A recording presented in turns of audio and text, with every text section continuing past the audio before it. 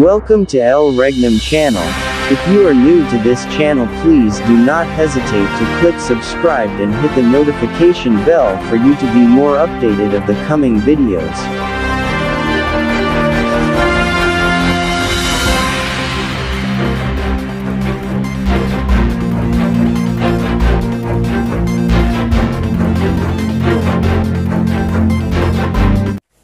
Okay, so maraming salamat, Hari. So, isang mapagpalang oras po sa ating lahat mula Luzon, Visayas, and Mindanao.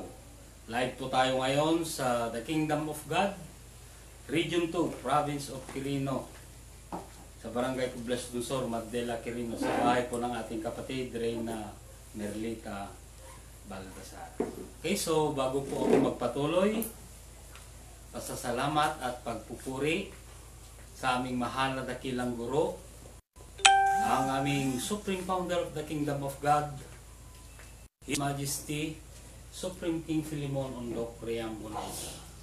At ganun din po sa aming mga 5 spiritual mothers na nasa banal na syudad sila ngayon, sa Purok New Jerusalem, Rizal Shrine, Talisay, Dapitan City.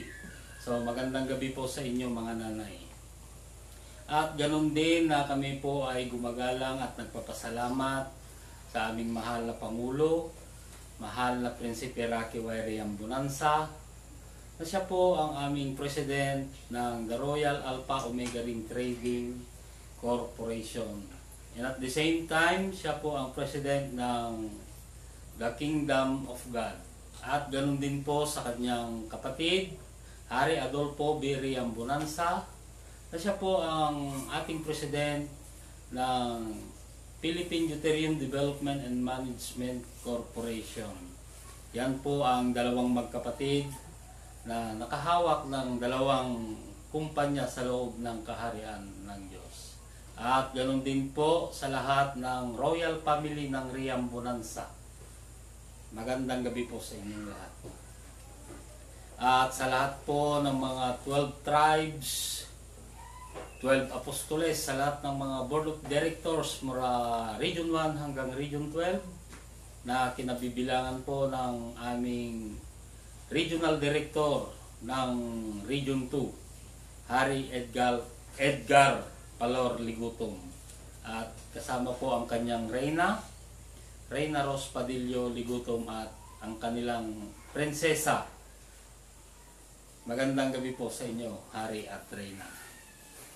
At sa lahat po ng mga 70 prophets na itinalaga ni mahal na Prinsipe Rocky Y. Riambonanza dito po sa Region 2. Unang-una po ang ating kapatid, si Prince J.B. Sales, si Hari Ruel Agustin, Hari Edelberto Lacerona, Hari Elino Daracan, Hari Oliver Resurrection, at si Hari Roger Pagumpana, Hari Rubel Baltasar, at Reyna Wilma Mercado, at ang aking ina, Reyna Shirley Del Rosario, at ang inyong lingkod, Hari Gerson Del Rosario.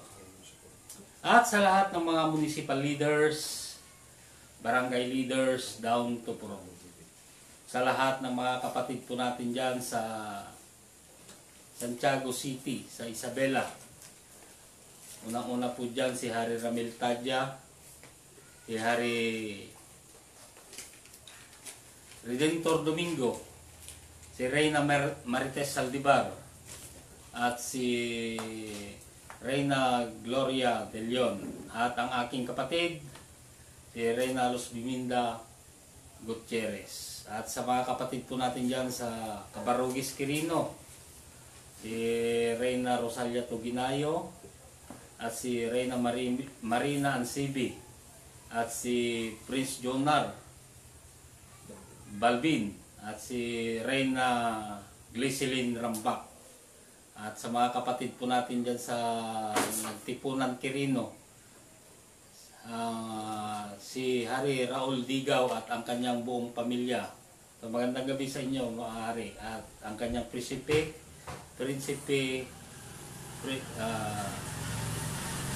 Fernando Digaw. So sa gabing ito, narito naman po kami upang magpahayag na naman sa inyo tungkol pa rin ito sa kaharian ng Diyos, sapagkat Diyos ang may plano sa lahat, mga kapatid. Na ano ba ang plano ng Diyos, mga kapatid? So ang plano ng Diyos sa daigdig ay magtayo ng kaharian. Subalit, alamin natin kung saan ito nag-umpisa at kung saan ito umaakma, mga kapatid.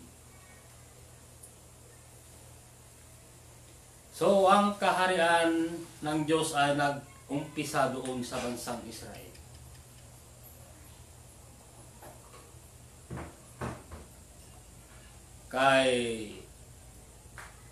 Nag-umpisa ito kay Hari Saul, David, and Solomon.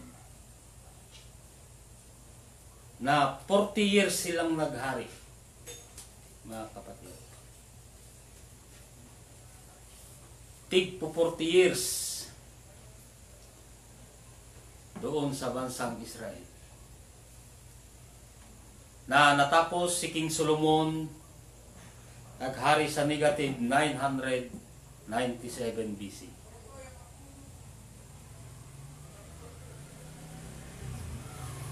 So, nung natapos po sila maghari, ang tanong, nagpatuloy po ba ang programa o plano ng Diyos? Mga kapatid, nagpatuloy ang plano ng Diyos. Gumamit na naman ng mga kaharian, subalit ito po ay kaharian na sa buong daigdig.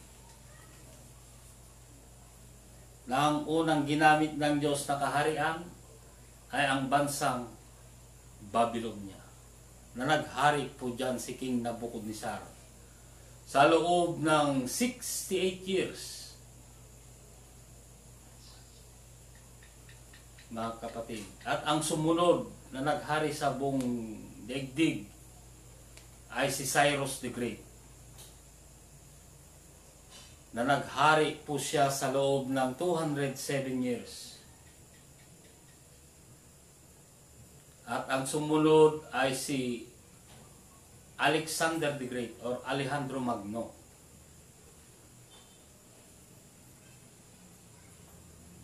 Sa bansang Greece. Naghari po siya sa loob ng 63 years. At ang sumunod, yung huli na naghari sa buong daigdig ay ang bansang Roma. Na naghari po dyan ang mga Caesars, mga kapatid. Subalit, natapos na po sila. Kaya ang tanong, may kaharian pa ba sa daigdig?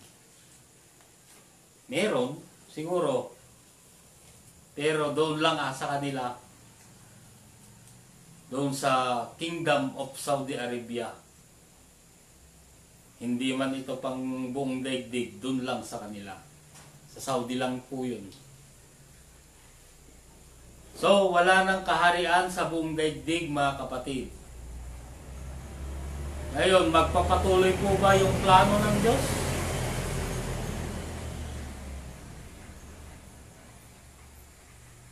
Magpapatuloy pa rin. Kaya gumamit na naman ng Diyos ng tao na may laman at may katawan. Sino ang ginamit dito? Upang siya ang magpatuloy sa plano ng Diyos. So, walang iba ang ating Panginoong Hesukristo. Siya yung pinasukan ng banal na Espiritu Santo ng Diyos. Pumasok sa kanyang katawan. Upang siya yung magpatuloy sa mga plano o programa ng Diyos dito sa lupa. Mga kapatid. Basahin po natin sa banal na kasulatan. Sa Lucas 4:42-43. So, ganito po ang mabasa ayon po sa banal na kasulatan. Datapwat sinabi niya sa kanila, dapat namang ipangaral ko sa mga ibang bayan ang mabubuting balita ng kaharian ng Diyos, sapagkat sa ganito ay sinugo ako. Yan. Siya yung sinugo ng Diyos. Ano ang kanyang gawain, mga kapatid? Siya yung nagbibigay ng mga pangaral tungkol sa mabubuting balita ng kaharian ng Diyos doon sa bansang Israel. Na siya sana yung magtayo ng panglimang kaharian. Balik ang tanong, tinanggap po ba siya?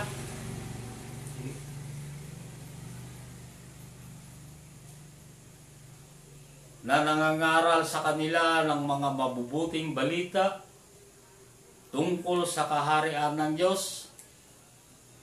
Or naranasan po ba ang ating Panginoong Hesukristo na maging hari, maging Diyos, maging guro, maging pastor doon? So, hindi. So, ano ang kanilang ginawa? Kanilang hinuli, linitis at higit sa lahat, ipinako sa krus. Diba? Napakasakit ang ginawa nila doon.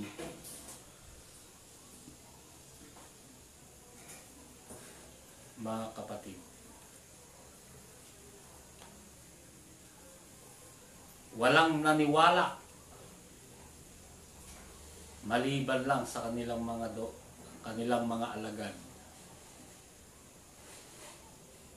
Nakasakasama niya na naglalakad sa mga bayan at sa mga nayon upang ipangaral, ibalita sa mga tao yung mga magagandang balita tungkol sa kaharian ng Diyos. Walang naniwala, mga kapatid.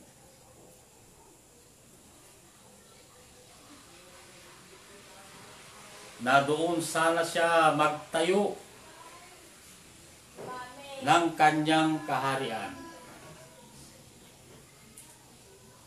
Kaya ano ang sinabi ng Diyos ayon sa banal na kasulatan? Sa Matthew 21, 42-43. So, ganito po ang mabasa ayon po sa banal na kasulatan. Sinabi sa kanila ni Jesus. Sinabi sa kanila ni Jesus. Kailanman bagay hindi ninyo nabasa sa mga kasulatan? Ang batong itinakwil ng nagtatayo ng gusali. Ang siya ring ginawang pangulo sa panulo. Ito'y mula sa Panginoon. At ito'y kagilagilala sa harap ng ating mga mata. Sa 43. Kaya nga sinasabi ko sa inyo, aalisin sa inyo ang kaharian ng Diyos at ibibigay sa isang bansang nagkakabunga. Yan. Maliwanag po ang ating narinig. Bansa ang sinabi ng Diyos. Kaya nung walang naniwala, kanyang kinuha or kanyang inalis yung kanyang kaharian. Walang naniwala eh. Kaya ibinigay ito sa isang bansa, mga kapatid.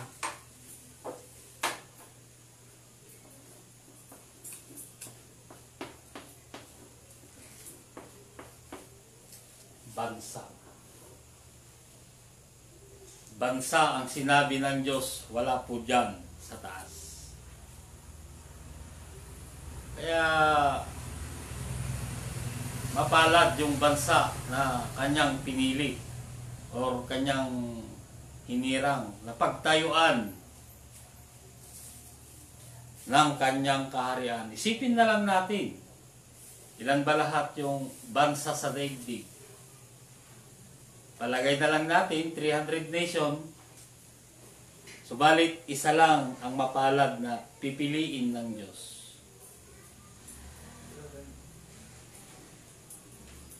Mga kapatid. Kaya ano ang utos ng Diyos? Nag-utos ang Diyos ayon sa banal na kasulatan. Sa Matthew 6:33. Basa rin. So, ganito po ang mabasa ayon po sa banal na kasulatan. Datapwat hanapin muna ninyo ang kanyang kaharian at ang kanyang katwiran at ang lahat ng mga bagay na ito ay bawang idaragdag sa inyo. Yan. Yun ang inutos ng Diyos. Datapwat hanapin muna ninyo ang kanyang kaharian at ang kanyang katwiran.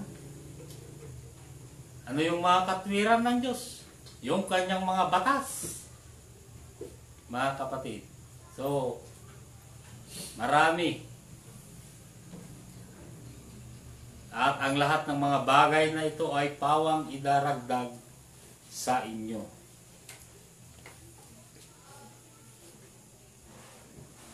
Yan ang inutos ng Diyos sa lahat ng mga tao, mga kapatid. Kaya sa gabing ito, ang pag-uusapan po natin ngayon ay kung nasaan ang kaharian ng Diyos. Kaya papatunayan ko sa inyo na dito nga talaga sa bansang Pilipinas ang siyang kaharian ng Diyos. Ayon sa banal na kasulatan na mababasa sa Isaias 2:4. Basa hari. So, ganito po ang mababasa ayon po sa banal na kasulatan. At siya'y hahatol sa gitna ng mga bansa at sasaway sa maraming tao at kanilang pupukpukin ang kanilang mga tabak upang maging mga sudsod at ang kanilang mga sibat ay maging mga karit. Ang bansa ay hindi magtataas ng tabak laban sa bansa o mangangaral pa man sila ng pakikipagdigma. Punto.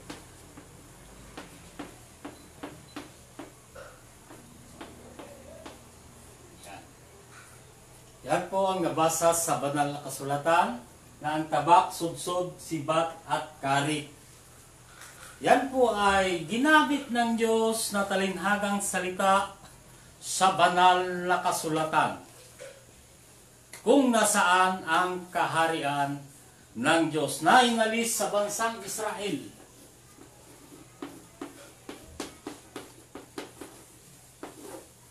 At ibinigay sa isang bansa na nagkakabunga.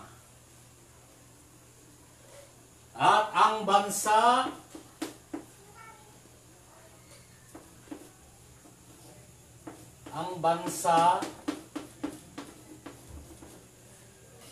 ay hindi laban sa bansa.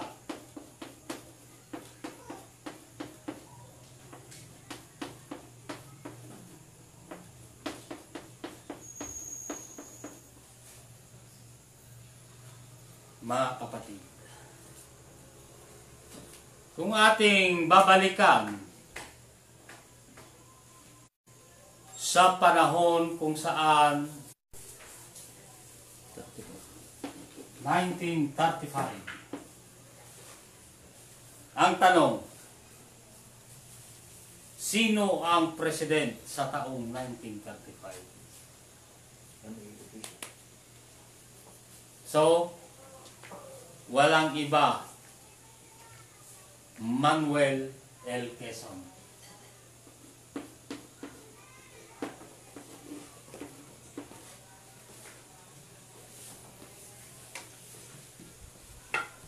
Si Manuel L. Quezon ay nagtatag ng batas doon sa Saligang Pambansa. Mga kapatid, ito ay ang Article 1 at Section 4. Na ano ang ibig sabihin yan? Batas na ginawa ng ating Pangulong Manuel L. Quezon.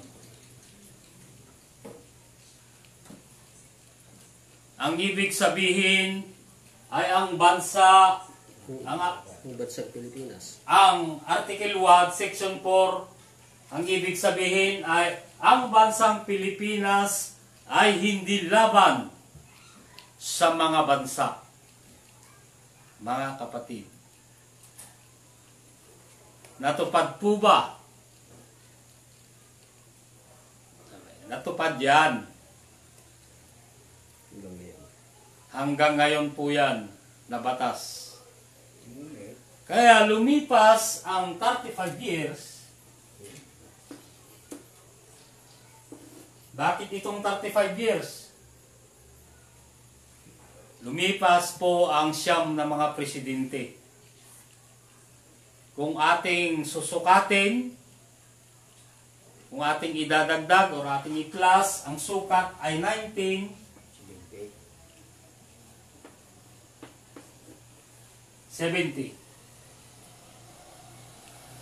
Kaya ang tanong, sa taong 1970, sino po ang naging president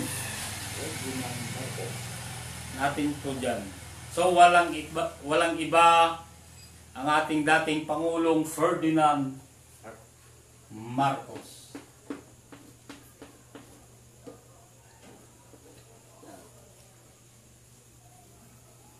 Si dating Ferdinand Marcos ay pinagpatuloy ang batas ni Manuel Quezon na Article 1, Section 4. Subalit kanya itong renevise sa Article 2, Section 3. Na ang ibig sabihin, ang bansang Pilipinas ay hindi laban sa bansa. Mga kapatid. Kaya lumipas ang 2 taon.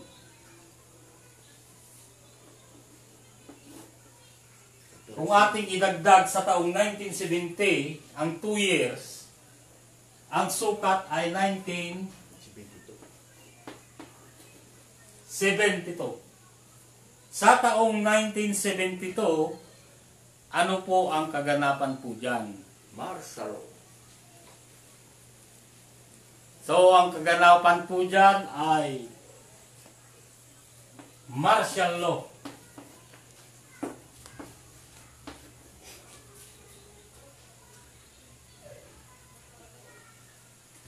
Na ang ibig sabihin ay pinakumpiska lahat ng mga walang lisensyadong mga armas o baril ng ating dating Pangulong Ferdinand Marcos na kanya sanang ipapatapon sa gitna ng dagat, subalit nakita man ito ng ating ginang First Lady Imelda Marcos na ang mga armas na yaon ay pawang makikinang at matitibay.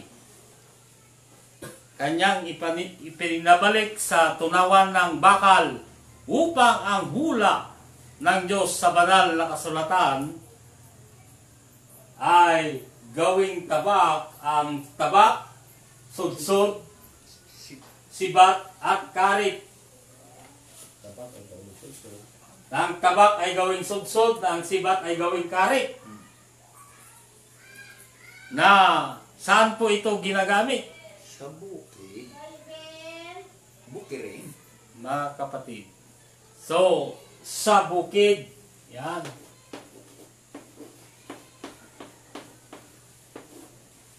Na magpasa hanggang ngayon ay ginagamit pa rin ng ating mga magsasaka. Mga kapatid, kung nasaan ang kaharian ng Diyos, sapagkat ang kaharian ng Diyos inalis sa bansang Israel at ibinigay sa isang bansang nagkakabunga. Kaya ang tanong, saan ito naganap?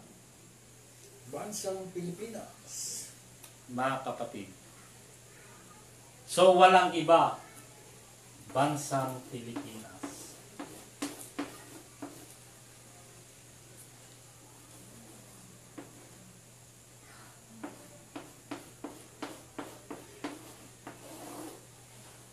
Nasaan ang kaharian ng Diyos? Bansang Pilipinas. So bansang Pilipinas, mga kapatid. Hindi po ako natatakot o mahihiya na ipagsigawan sa buong daigdig na ang bansang Pilipinas ay siyang kaharian ng Diyos. Ito yung pinili ng Diyos na pagtayuan muli ng kanyang kaharian na kailanman ay hindi na magigiba. Ito na yung panghuling kaharian. Wala nang kasunod, mga kapatid. Itong bansa nating Pilipinas. Kaya mapalad po ang bansang Pilipinas na pinili ng Diyos na pagtayuan muli ng kanyang kaharian, na dito muli itatayo na hindi natuloy doon sa bansang Israel na walang tumanggap.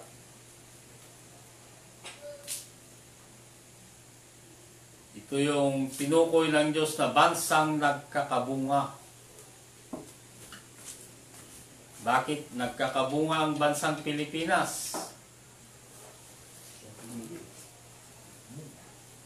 Dumami ang nananampalataya na si Kristo ay Diyos, mga kapatid.